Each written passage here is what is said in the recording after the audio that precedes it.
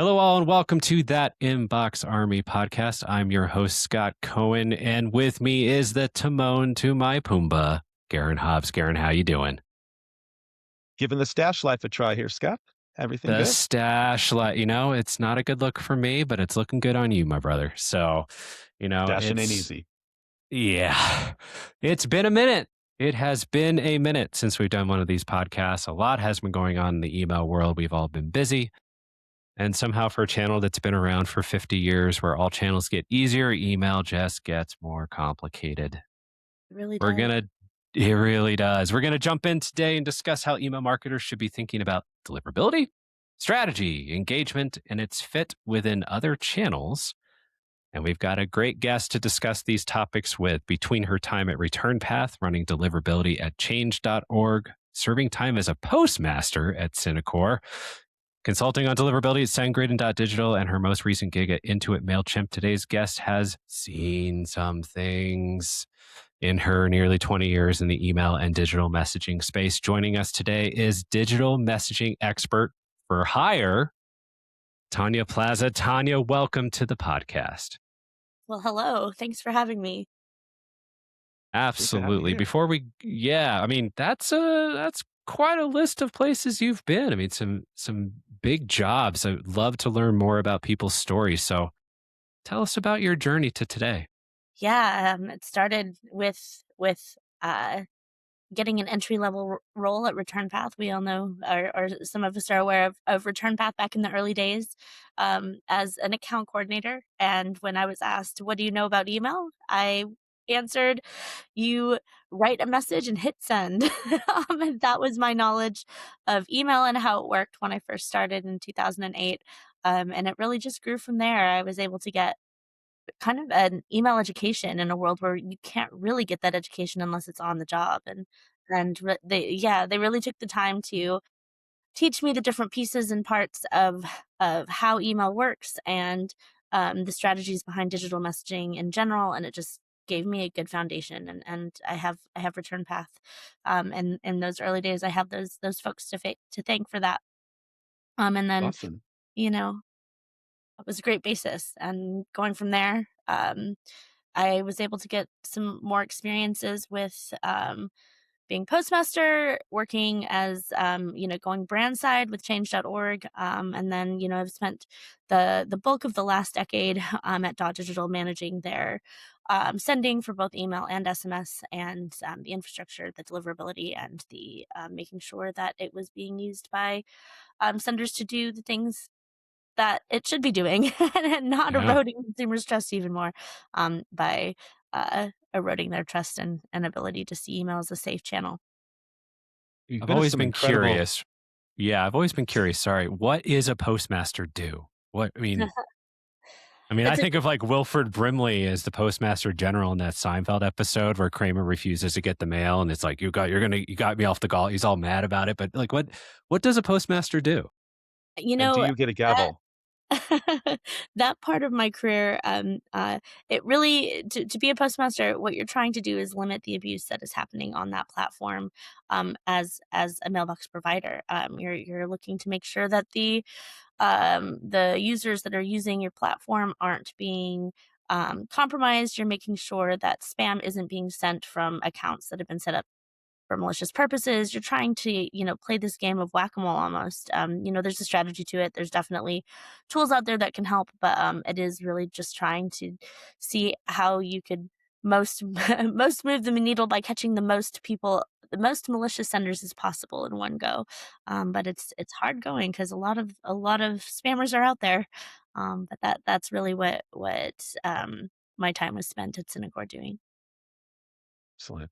You've clearly been a part of many incredible organizations, Tanya. I got to ask, did you choose email or did email choose you? Hmm, that's a good question. I think that gets kind of deep. I think Email probably cuts deep. Yeah. yeah. I mean, probably a little bit of both. I think we all have the abilities to dig into a career and learn and grow, and at the time in my life, I had never heard of such a thing as a career. I didn't realize that that path was out there for me, and so I really soaked it up because my time had been spent doing things like working retail and being a nanny. And, I had a degree, but my job opportunities were very much not in the tech world. And so I think email probably chose me in that sense, but I also chose it back. So it was something that I decided to just learn and take a personal interest in my career and invest in it that way. I think that's how it is for most of us, right? You find the perfect dance partner and waltz to the perfect tune. So, well, we're glad that you're here on the dance floor with us. Now, it took Scott like 10 minutes to run through your provenance. So clearly, again, you've got an impressive background and you've been in email for, a good amount of time, sat in many seats, carried a lot of different responsibilities. So I'm curious, looking at it from all those different perspectives in your own mind, where does email sit in the grand scheme of marketing channels 2026, right? We've got, paid media, we've got social, we've got SEM, there are, social influencer marketing, pay, outdoor print, etc. Where does email sit in the middle of all this in 2026? Where should it sit? And how should email marketers be thinking about it? Email is still a part of the clique, and they're an old member of the clique, and what they're doing is they're just needing to acclimate and learn and make space for the new channels that are coming in and becoming part of the messaging strategies for senders. I think email in 2026 is still a very relevant channel. Email is not dead. We all say that and laugh at that sentence, but it's still an effective channel. It's just how can you use it alongside those other channels that are out there to make sure that the consumers and customers that are wanting emails from you are getting a well-rounded experience and hearing from you in the way that they want to hear from you in. And I think that's where email is going to best play in 2026 is when it plays along well with others, gets along well with others. I feel as an aging Gen Xer, I feel right. I feel the same as email right there. I may be the oldest guy in the room these days, but I still know a heck of a lot. I've still got a lot of utility, and I can return a heck of a lot Exactly. of value. Exactly, and I think we're really quick to discard things that, have been or have been in the past, and we see in fashion and in culture, it's cyclical, but I think in technology, it's also cyclical. It's just learning how to use them together with some of the advances that culture has made. Couldn't agree more. I I don't think know if there's a that's lot to getting dig too deep. into there. No, that's perfect. There's a lot to dig in there, and I feel the same way. We'll have to save that for a future podcast, unfortunately. Yeah, I mean, I've always said that the people who say that email is dead are the people who have something else to sell, Mm, right? I mean, that's when great. I came on the scene all those years ago, it was, social was really taking shape, right? This is 2009, Facebook, Twitter. It's like, well, everyone's going there, so email is dead. And I go, okay, what do you Yeah, need to sign into Twitter and Facebook? An email address? I email. rest my case, Yep. right? I know mobile number has not replaced, but also, I guess, augmented as an option for sign in a lot of places, but email is still the unique identifier, right? It's The, still the key master. 90% of the time yes, the key master. Yes. What's I the also think that's damn kind of a Ghostbusters line? yeah, Yep. I'm the gatekeeper. Are you the key master? Yeah. Yes. I I also think that it's a missed opportunity for sales to, say email is dead. If they're not showing how what they're selling can work with email, they're losing a chunk of revenue. And they're not showing their consumers and their customers how they can make more revenue using all the channels together. I Agreed. always find it Ample. interesting that people think email isn't good, doesn't work, and then all you have to do is threaten to not send. And then you go, okay, fine. I won't send for. Well, hold on. I'm not saying that. I'm not saying don't send it. I'm just saying it doesn't work. So you're telling me it doesn't work. But then when I say, okay, fine, I won't send anything, you get nervous. Yeah. And so it's a funny juxtaposition. Say it doesn't work and then look at the revenue that you make from it and then tell me it doesn't work. Boom. If it Love that. I if mean, there's no yeah. and you said something earlier about it's an important channel. People receive it. They want to receive it, and they get it when and where they want it. And yet, and these same folks that say the damn channel doesn't work, then turn around and are also terrified of the unsubscribe. Yeah. Terrified of Yeah. the unsubscribe. With the Omni, how it fits with, you say plays well with others. I did a whole session on that at Inbox Expo a couple weeks ago on how we play well with others. How should marketers really be viewing the unsubscribe? It's we all have fear of abandonment, right? We all have abandonment issues. But, Love it. with unsubscribes, if you don't let somebody unsubscribe easily, if somebody looks at your emails and says, "You know what? I really don't want this right now." If you make that difficult for them, they're never coming back, right? Because that's gonna be the last interaction they have with your brand, and you really wanna make that last interaction something that's like, "Ugh, all I remember from this brand is that I wasn't able to get them out of my inbox. It took me forever, and when I unsubscribed, and then they just kept sending it to me, and so I just kept until finally I got it out of my inbox." You're not remembering the brand, you're remembering the way that brand made you feel during their last Mhm. experience, and if that's negative, you're not leaving them with much to come back for. It's like Make it dating is how I easy. view it, right? Like, you're not gonna find an ideal romantic partner in everybody, but that's why we date, you know? Do we vibe? You know, do I resonate with you? Do you resonate with me? If it's gonna be no and this isn't gonna go anywhere, let's Yeah, run to that no, and I let's invest our time more profitably elsewhere, right? It's to me, it's exactly. very, very similar. Exactly. I mean, when you're dating and somebody says no, if you're trying to talk that person into it, it's not gonna go well. If you're not gonna So let them unsubscribe, you're gonna end up on "Don't date them, girl." I'm just gonna put it that exactly. way. Yeah. Exactly. I mean, if only the political parties would, adhere to that and not Yes, just throw please. your name everywhere. I mean, when I get emails for a congressional race in a random district in Minnesota, I'm like, I don't even know who this person is. I I have mean, no clue. uh, Yeah. Yeah. I just still staring click at delete and report as spam though. I mean, I know it doesn't do anything, but it brings me a little bit of satisfaction. It's the only sort of stick it to them I can give, right? It's always funny how those who write the law tend to excuse themselves from it. I mean, sure, they're excused from the law, but they're not excused from the consequences at that mailbox provider that you've complained at. Like, Interesting. Let's let's That's let's something to parse dig. that out a little bit. Yeah, I yeah, mean, you that's can get there's the active unsubscribe.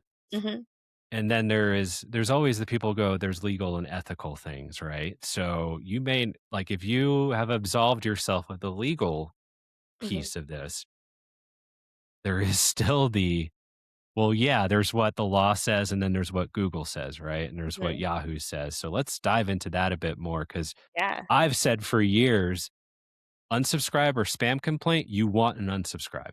You want an unsubscribe. Absolutely, yes. Yeah. Yeah. You want So an I mean, unsubscribe. yeah. You don't want a I mean, spam complaint. how Yeah, I mean, that maybe walk us through a little bit deeper. I mean, obviously as a postmaster, you had on the other side, like, this is bad, this is bad, this is bad, but then you know, you've Well, had brand side where I mean, you were at change.org, right? I mean, not you guys probably actually follow the law, unlike the political campaigns, but it's a similar element, right? Of asking mhm. for donations and drives and everything else. Like, there's let's walk through a little bit of the legal versus the actual ramifications. Yeah, so Walk through that a bit. legal is just the bar, right? Legal is just a this is the bare minimum that we have to do to make sure that we are running a program that's selling things via digital messaging, whatever email, SMS, or whatever channel you're choosing to market to your customers. Doing the legal thing is like the bare minimum. Why would you want to do just the bare minimum when you're looking to make revenue? When the going on above and beyond that and seeing like, okay, the phrase that we used to laugh at is, but it's legal.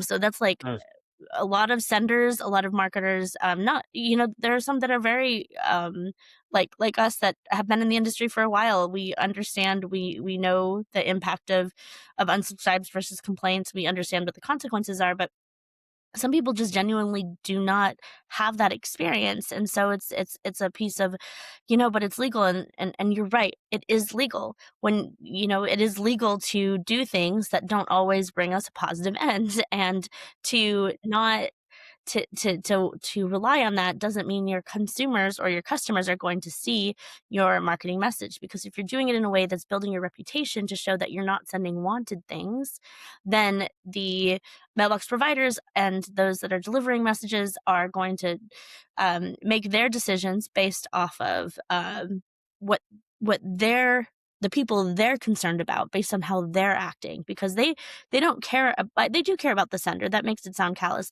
but they don't care about the sender really, because who do they care about? They care about the users that are using their email interfaces, and they want to make sure that that experience is pleasant for their consumer, for their customer, for their user, for the people that are interacting with them. The sender is just secondary, and if the sender is sending something that user does not want, then they're within their right to make sure that that user doesn't see that, because it's their Yeah. product.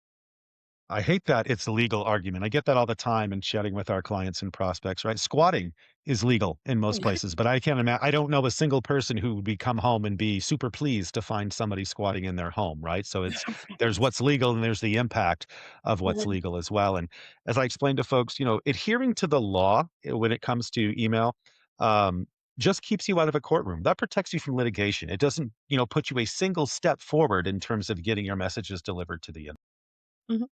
And then also, if you use that same squatter example, then if you're a squatter, eventually you build a reputation around being a squatter, and it starts to become harder for you to do it. So it could be legal, but eventually your reputation, if you're, is going to be. I watched a documentary on this. Netflix has a couple. Neat. They're good.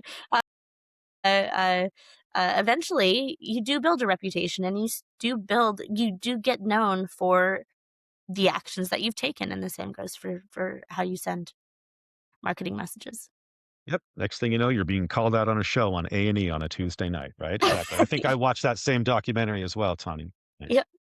Well, in sticking with these conversations, I have a lot of our clients and a lot of our prospects, uh, I do get asked a lot about what should, optimal inboxing look like for us? What should optimal performance metrics look like? How do my numbers compare to others like me? What is the, benchmark for my industry? How should marketers be viewing their benchmarks? I mean, deliverability aside, right? Because I feel like that's just sort of a universal score we should all be aspiring to or gearing towards. But leaving that behind and looking more towards performance, how should marketers view comparative benchmarks versus their own benchmarks, and how do we best establish what's right? I think we all look to compare ourselves to external metrics. That's just how we do it. And same goes for businesses and for senders, but really I think the magic with benchmarking comes from measuring yourself. And so when senders are creating strategies for their marketing programs, even if their main competitor does the same type of product, their customer base is different.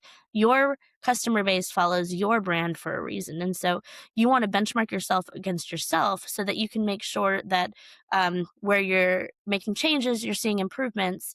And there's also value in knowing the data and how you compare, but it's not as useful as comparing it to yourself. Benchmark against yourself.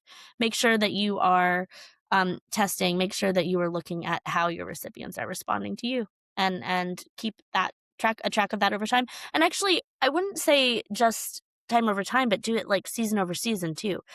Your Yeah. busy season is what? Christmas, or is your busy season Mother's Day, or is your busy season back to school? Like whatever your busy season is, benchmark that against itself so that you know year over year the changes that you implemented, how are they impacting you? You're not going to get that same type of actionable data by comparing yourself with somebody else. Yeah, Yeah, and that's a great point. it's Go ahead, Scott. it's that's a great point. I was just saying, like, but also be honest with who you are and where you are and where the world is, right? I mean, Yes. we hate to say COVID because it's 6 years later, but COVID was the ultimate cycle breaker, you know, comp breaker. Curve I mean, wrecker. I was in home Yeah. goods at the time. COVID was amazing for home goods. COVID was terrible for restaurants. Is Yeah. COVID a measurable comp? Is 2020 a measurable comp for anything? No. Right. And also, the old CEO here he'd get on these calls with people and he'd finally just go, "You're not Amazon. You're not Apple." Right. And he'd always be like, "Oh, I want to be like Apple." You're not Apple. So be honest about who you are, where you are. And also, I mean, I've had I've worked with clients that are in the same industry, are technically competitors, and their lists act differently. hmm Yeah. So that's why measuring against yourself is more, I mean, for deliverability, you should be as high as possible, right? As high as possible. Obviously, you want, and we'll get into a deeper engagement question here in a minute, but obviously you want engagement to improve, but ultimately that, depending on what you're measuring, could be a false flag too, right? For sure. So, um, that's just a big thing. Is like, this is why you don't try to keep up with the Joneses, right? Is every brand is different, even in the same category. Very I much. agree. I also feel like there's a limiting factor to chasing benchmarks. If that's your goal is just to achieve the benchmarks, I'm not doing as well as, the rest of my industry is benchmarking. There might be a lot of potential for exceeding that benchmark. And when just focus on the benchmark itself, you almost sort of relieve yourself or excuse yourself from trying to attain more or figuring out how to break through there by looking at what makes you unique and then just riding the hell out of that horse, right?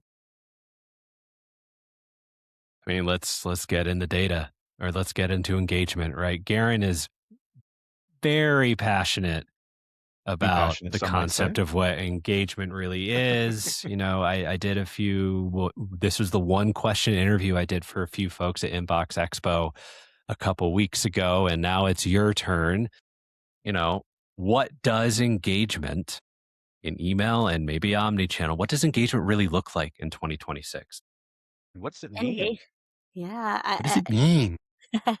engagement is how are your customers interacting with your brand? And I think it goes beyond the messaging channel that you're talking about.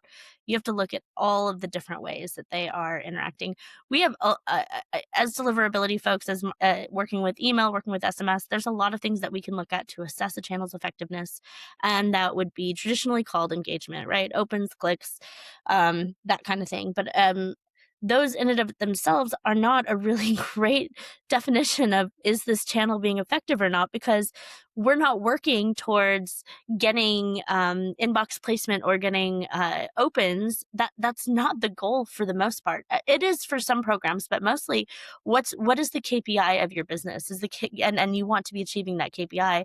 So in order to understand how engagement is affecting you successfully, you have to be tracking what those KPIs are against those engagement metrics. And so that means maybe, everyone talks about the downfall of opens and clicks with the way that the industry has changed over the years. And I agree they're vanity metrics. I agree that they're not as clear of a picture as people say, but they are still a metric. And especially if you're benchmarking against yourself, there's still something that you can use as an indicator of maybe there's something going wrong here, or maybe we tested something that is actually something we need to implement on a wider scale because we're seeing better success. But it's after tying those metrics to your KPIs and the success of your business as a whole. And I don't know if I'm getting off track by attributing engagement to that, but I really think an overall strategic view is going to be a much better indicator of our audience engaged or not than just simply looking at these numbers that pop out and say, oh, this did fine because it got this many, it got this open rate and it has 99% deliverability on the seating that we're doing, so therefore there's nothing wrong with our program. There might not be, but you really need to Yeah. be looking at other metrics that show that your customers want to hear from you and are enjoying what they're receiving. I want to pause there because I think you've uncovered A, something that is critically important, and B, I think you nailed what to my mind is truly the correct answer. You can't look at one thing, you can't look at five things. You have to look at everything for several reasons. One, we think we all know the story of like statistical fallacy, right? You look at, Robert McNamara and kind of the way that he managed the Vietnam War and our response to it just based off of one statistic, right? Which lost the picture for everything else. But shifting to present day, this is a really difficult discussion that marketers are having to have with themselves and with their own teams, right? They're facing kind of multiple pressures here. One, you've got the pressure of deliverability saying, hey, don't email people that are not engaged because it will likely negatively impact your ability to inbox optimally. Then we've got pressure from, solution providers, ESPs themselves. Now they're starting to charge for all profiles in the platform, not just active profiles, which is then forcing marketers to decide who do we cull from the list? Who do we remove from the platform? And in answering that question, they have to ask themselves before we can decide who to remove from the platform, what are we really counting as engagement, right? Mhm. Like Scott alluded to one of his previous gigs there. He sold mattresses previously for a very well-known, international brand. How do you define engagement when the typical period of purchase between mattresses is 6 years, for goodness sakes, right? So, how do you define engagement during that time? So, I think you can't just look at who's buying, who's opening, who's clicking, who's touching the brand at any of our touch points, right? Digital, in store, etc. What do we take that in terms of being a leading indicator of interest or likelihood to purchase in the future, or even just maintaining affinity between purchase cycles? So I got really excited there, but I really Yeah. think you uncovered the most important.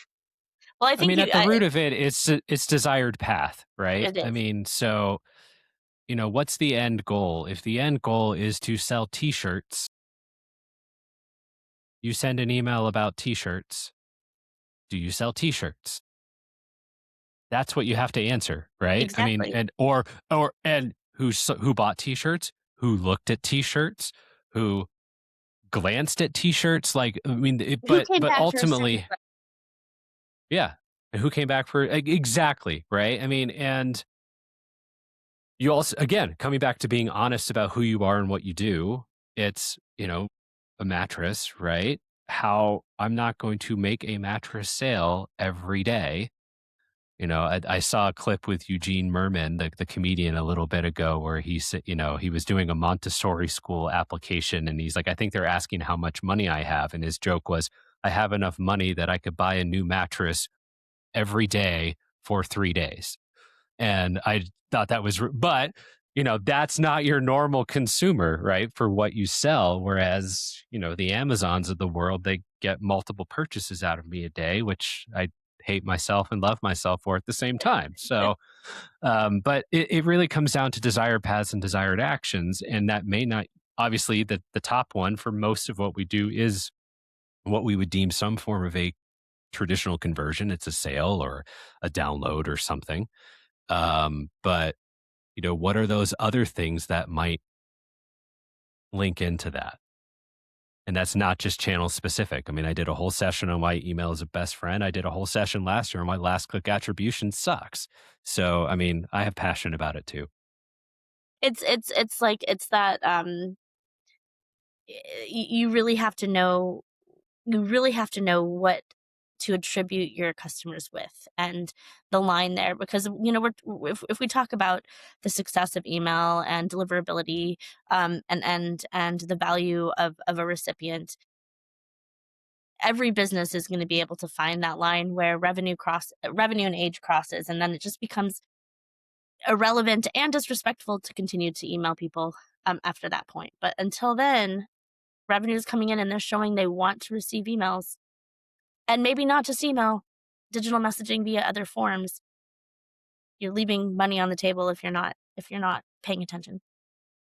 If you're not strategically looking at it, or if these platforms that are now charging more for the profiles that are there, you really need to look hard at the profiles that you do have. Which ones are valuable to you? Not just we need to cut down And this why? much so that we aren't paying for it. Okay, great, but what are you cutting? What are you cutting out? I mean, if you work in a subscription business, I mean, I worked at 1-800 contacts. We had revenue come from people who unsubscribed. They didn't want the emails, but they wanted the product. So, to your point about other digital channels, other messaging channels, I mean, that's where you become best friends with everybody else, Yeah, right? I And go, mean, all right, I can't reach them, but you can. yeah. One Meet single ecosystem. Yeah, meet your consumers where they're at. Why force them to why force them? Meet them where they're Yeah. at. Yeah.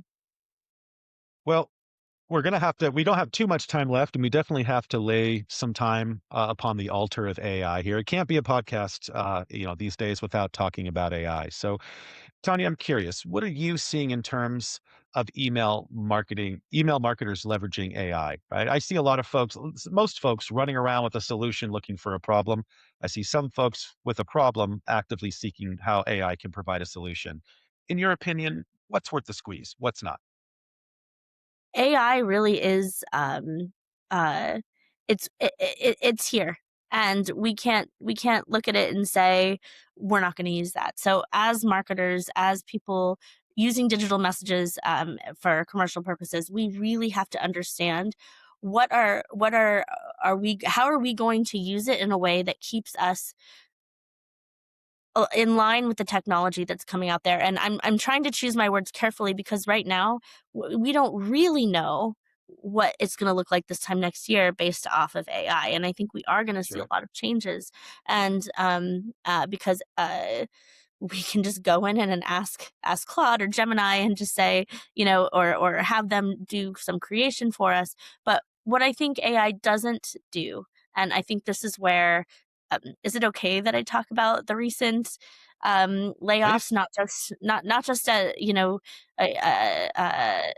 in the world that I was in, but also this is widespread right now. People are laying people off simply because of AI. But I think we're going to quickly be, if we don't come up with solutions, in a situation where we've got people that don't have the depth of knowledge and experience to look at what AI is spitting out and say, this jives. Because yeah, does it save time? Absolutely. But as you're scanning it, as you're scanning what comes out and as you're reading it and you're going through it, you'll quickly be able, as an expert, to point out where it's gone wrong. But if you don't have that level of expertise, and I would say, like, okay, let's fast forward 20 years, and now the people that are running the AI platforms at these companies that have no longer have these senior people, they don't have that experience. They won't have that experience. They won't have that knowledge. Now, I'm sure these companies will have solutions to that, and will develop solutions for that. But right now, I see a problem. So what I heard there was it's best used, in your opinion, as an expediency of time, not something that is ever meant to replace skill, experience, and expertise. 100%. 100%. Because really, I don't know how I've used it, especially when it comes to the knowledge that I'm sharing, or if I'm trying to build uh, data into consumable pieces, or if I'm wanting to to have a way for our a way for teams to look at data and quickly point out where problems are, and creating those types of experiences.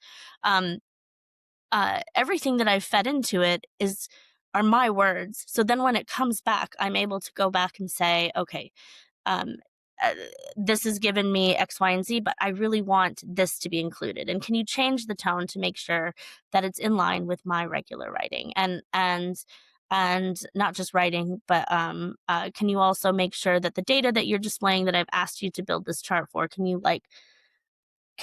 make sure that this metric is highlighted? Because I know which metric I'm going to use the most when I take a look at it. And I know which metrics the teams that I'm working with are going to be looking at. And those teams will know as well eventually which metrics. But Claude doesn't, Gemini doesn't. They just know what you gave them. So Yeah. I, I have seen and have been fortunate enough to experience that they will sometimes pull out something that's a little bit of a nugget that you're like, oh, okay, thank you. Now let's take this and move it on. So definitely benefit there, but just I think we need to be careful with Yeah. I told Claude to push back on me when yes. appropriate. Like, don't just say I'm awesome because I don't want that. And sometimes he takes it and keeps pushing. I'm like, can you just tell me when this is good enough? But God told I me I love need that to you stay pointed out. apologetic.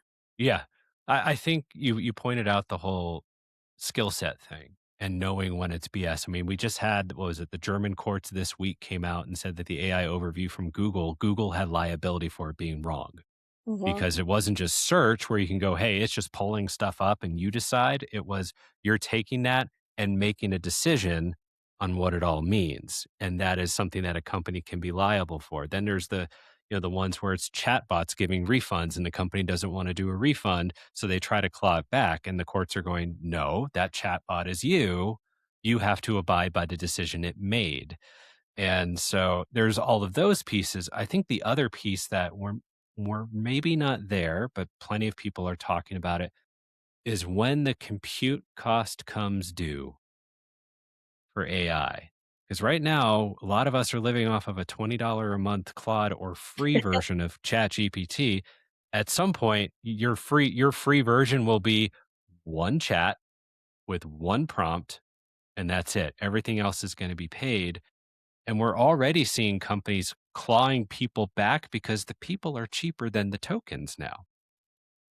And so it's going to be interesting. And so right now, I hopefully we'll find a happy medium where it won't be viewed as replacement, but enhancement everywhere. Like a great example, I needed to do a specific type of analysis as a CEO that frankly I hadn't done yet. And I went to Claude and I said, I need to do this. Walk me through it, build me the spreadsheet and the formulas. I'll do the inputs and then we can go through it. Right. Yes. And then I was basically like, teach me how to do this. And that's a great way to use it because I didn't want to have to figure out not only how to do it, but also build the damn spreadsheet. Right. Those are the things that are efficiency makers Yeah. that I think are super useful. I want to dig in on the cost comparison that you brought up, Scott, just because I think that's, while AI can do some amazing things, I think that's the biggest immediate area of human impact. Not that it makes a lot of us better, faster, smarter, but it's putting a lot of us out of work, right?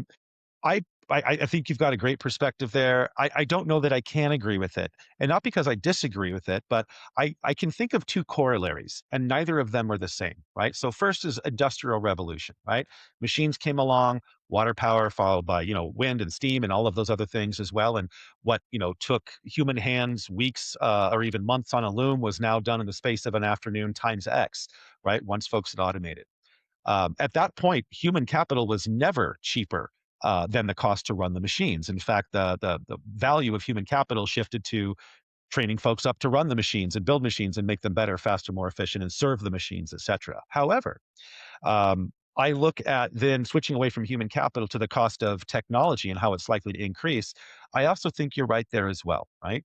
The big democratizing factor, the big democratization moment for the internet came in 1997.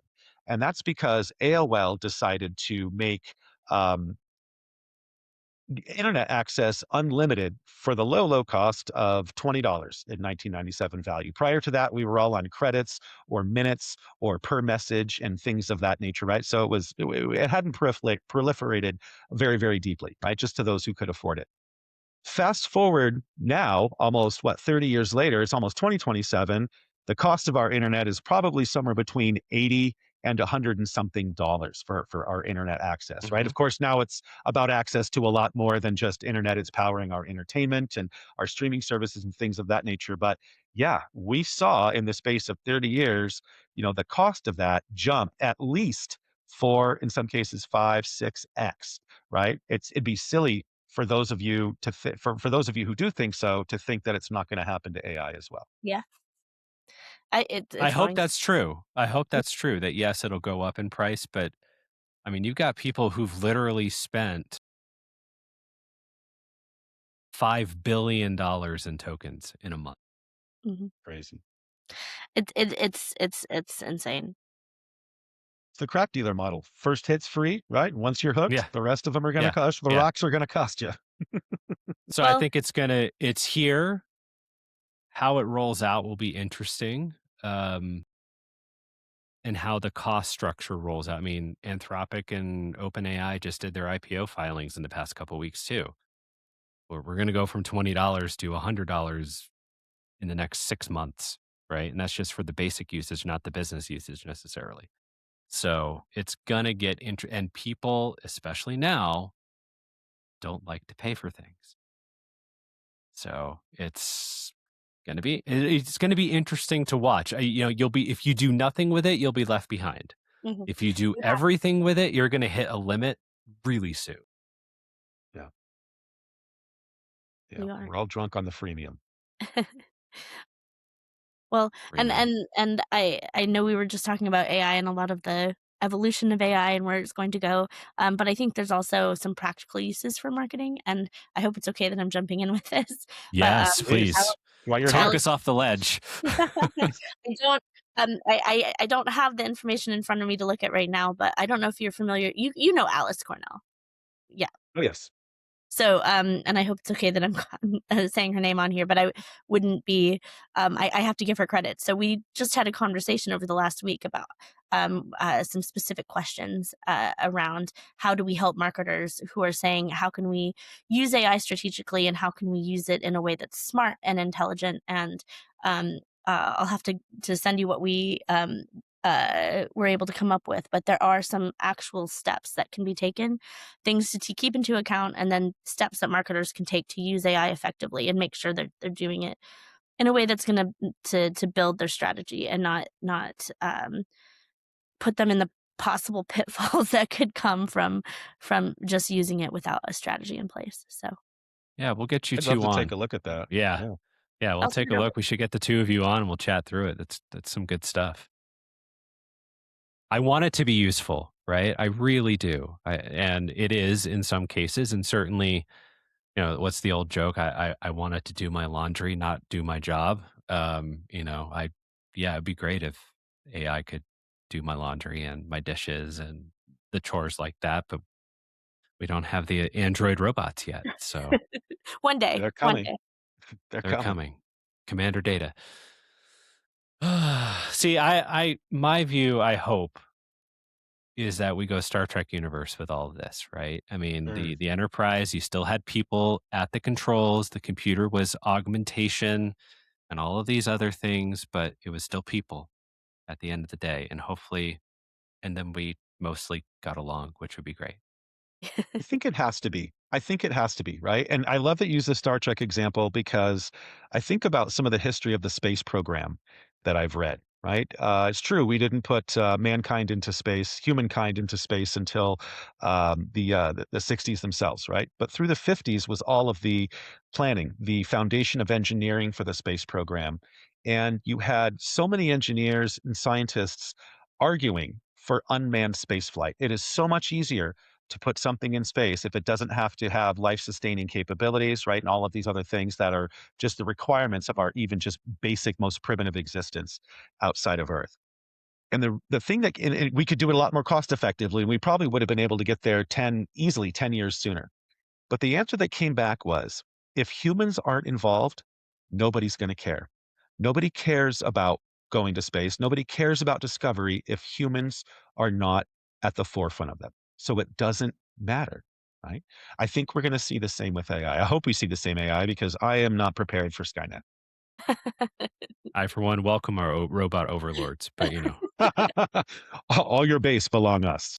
just putting it out there in the ether. I think there was a prompt a while ago that you could I put it in the chat GPT at that point, and it was, how would the robots view me in terms of an overthrow uprising? And they're like, we would view you as an ally. I'm like, I don't know if that's a good thing or a bad thing. Traitor. It's like the interview. I got an interview question once. If you were to be in The Walking Dead, what character would you be for survival and why? Like, who would you be? Yeah, that wasn't interesting, but it's like the same kind of thing, right? Would you be? How much of a threat would you be?